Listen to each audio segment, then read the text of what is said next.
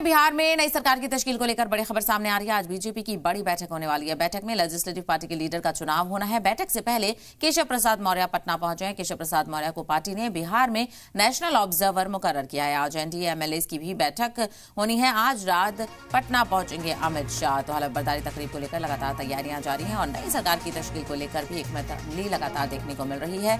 Legislative party की meeting होने वाली है। लेजिस्लेटिव पार्टी के लीडर को भी चुना जाना है। इसके लिए बिहार में कवायद तेज है। तो बैठक में लेजिस्लेटिव पार्टी के लीडर का चुनाव आज होगा। बैठक से पहले केशव प्रसाद मौर्य पटना पहुंचे हैं। ऑब्जर्वर उनको मुकर्रर किया गया है और सभी की हिमायत से जो पार्टी का लीडर होगा उसका इंतखाब किया जाएगा।